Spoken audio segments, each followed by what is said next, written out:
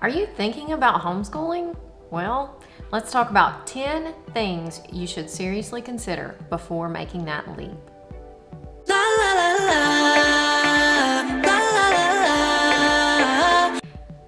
Let me be honest with you, homeschooling is hard work. You're gonna have to take on the responsibility of teacher, mom, spouse. All of these things are gonna fall on your shoulders. So it's important that you know ahead of time what you're getting yourself into. So let's dive right into the 10 things that you need to consider before you make that leap. Number 1, what is your motivation? What's gonna keep you going on a daily basis when you're teaching your kids how to read, how to multiply, how to divide? I mean, what are you in this for? What's your motivating factor in educating your kids? Is it because you don't have any good schools in your area? Or is it because you have a special needs child? Or is it because you have a child that has a learning disability?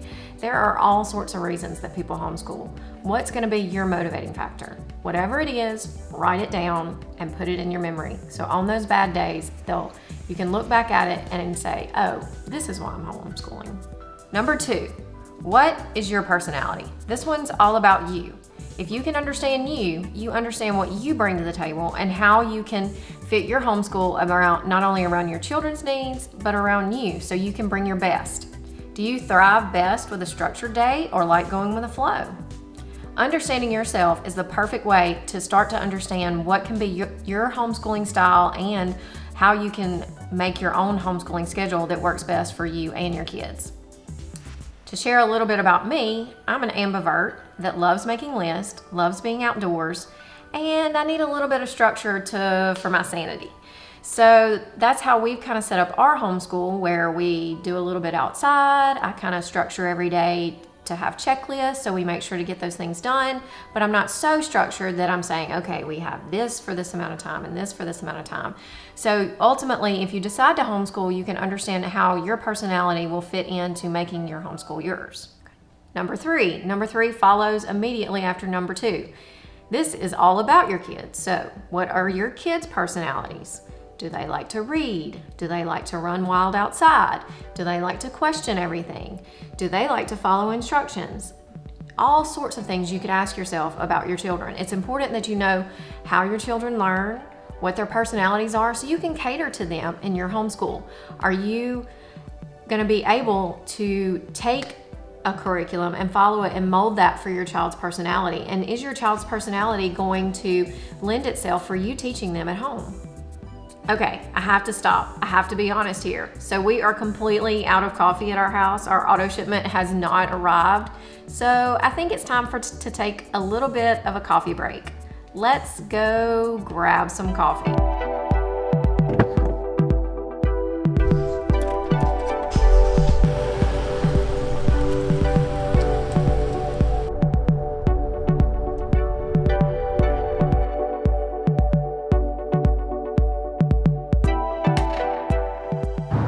Let's get to number 4. I really need you to be honest with yourself for this one. Will you enjoy learning alongside your child? I mean, do you enjoy the learning process? Do you like researching and like finding out new things about history? I don't know about you, but I went to public school and I did what I needed to do to pass a test. So I'm in a whole nother learning phase with the kids. I'm learning right alongside them, and I never saw myself really as a researcher or a learner. I mean, what about you? Do you constantly feel like you're continuing to learn things or educate yourself? Because that's what it'll be like with homeschool. And you may not think that you'll enjoy it, but and I wasn't really sure about this one, but I have enjoyed it. So that is definitely something that you need to consider, is if you're going to enjoy learning alongside your kids. Number 5, is your partner supportive? Are you guys on the same page when it comes to homeschooling? Because if you're not, even if your partner's not supportive and you're gung-ho and you're going to do it anyway, you're going to need a support group, and it will be best if everybody in the house is on the same page, because if you're not, it's going to make things a little bit more difficult. Thankfully, we were on the same page in our household, but that is something that you're going to need to consider and actually have a conversation with your spouse and say, hey, are we going to do this together? Because not everything's going to be able to get done, and you guys need to understand that homeschooling is a priority. So make sure you guys are on the same page, and hopefully your partner is supportive. Okay, number 6, not number 10. We've covered your personality, your child's personality, kind of how you're going to enjoy the learning process, if your spouse is going to be supportive. But now, how does your kid feel about homeschooling? I mean, has your child been in public or private school? Have they been in another education situation where if you begin homeschooling, it's going to be a transition for them? Have you actually sat down and had the conversation with them, if they're old enough to get some feedback about how they're feeling, and if this is something you guys are going to pursue, how they're going to handle that and what their feelings are? Because that's something that you truly need to consider. Because if you kind of shock them up front with, hey, we're going to start homeschooling, they might be a little bit hesitant and a little unlikely to cooperate with you in the process. So I know for us, after me and my husband had discussed it and done a lot of research, we actually sat down with my daughter. She was 7 at the time, I think, and said, how would you feel about homeschooling? And she actually thought it through and came up with a response, and it was something that she was on board with, thankfully for us, so it made the transition easier.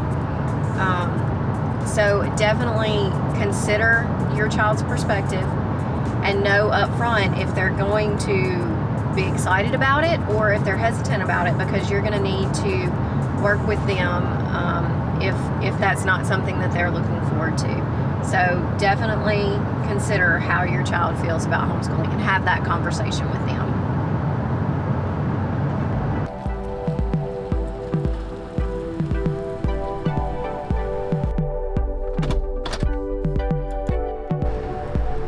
Okay, so I know I told you guys we were heading to get coffee, and here we are at a Target. Well, our Target got a Starbucks not long ago. It's like the ultimate hit to my pocketbook.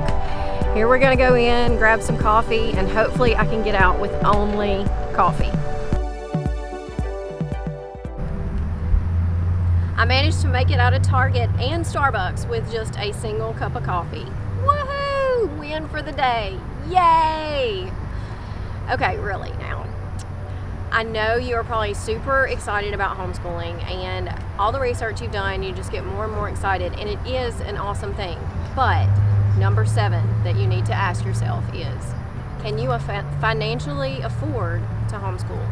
Because by homeschooling your kids, you're going to be spending time, and you're giving up that time that could be spent on something else, whether it be a part-time job, a full-time job, something. So unless you were going to be a stay-at-home mom all the time with no extra income, you've got to realize you're giving up something when you homeschool your kids. And that may not be an issue. You may still be able to do a part-time job or work from home in the evening. There are lots of opportunities for stay-at-home moms, but just realize that you are going to be giving up something because you are dedicating your time to your kids' education, which, what's better than dedicating your time for that? But you just need to be realistic and realize that you're giving up income for that.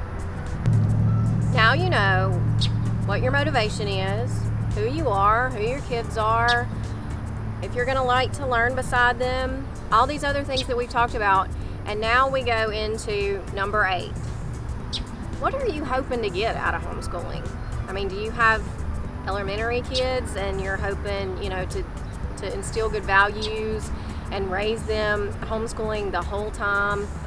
Or do you just have maybe a kid that you just pulled out and they're in high school and you just want to get them through so they can pass the GED or make a high score on the SAT or ACT? And I mean, that's going to make a big difference in how you homeschool. So really, what are your objectives? Know your objectives, because you're going to need to go back to those in different ways.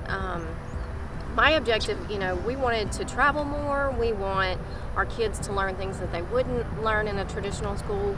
Those are some of our objectives that we're hoping to achieve by keeping our kids and educating them at home. So what are your objectives? Number 9, I have to be honest here, I wasn't so good at this one to begin with, and I'm really not so good at this one in life in general, but can you adapt when things don't go the way you planned?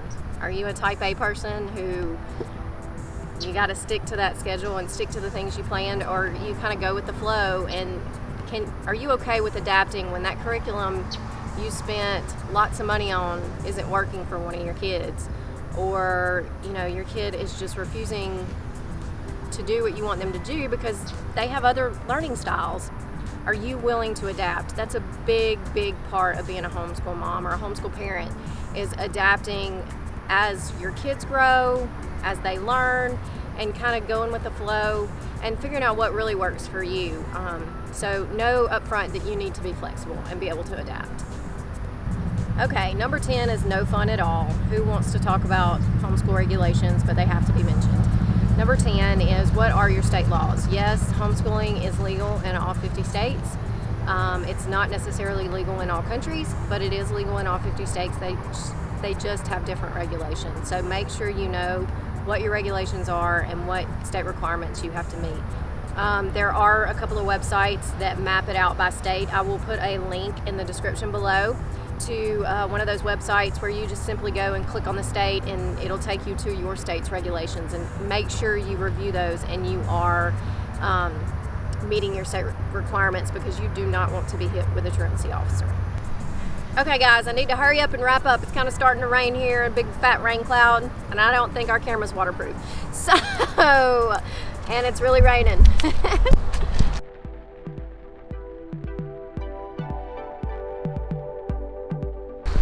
Okay, the rain caught me. It's pouring down rain now. So we went through the 10 fundamental questions that you need to ask yourself before homeschooling. Make sure you go through those and take them seriously. It will help you get an excellent start homeschooling. If you want to know more or know more about some of the answers to these questions for us, you can check out the blog post on my Live, Laugh, Grow blog. It's 10 fundamental questions to ask if you're considering homeschooling. I'll put a link to that in the description below. I'm so glad you guys joined me. If you enjoyed this and want to see more homeschool videos, make sure and click the red subscribe button, not button, below. And I'll see you again next time. Take care.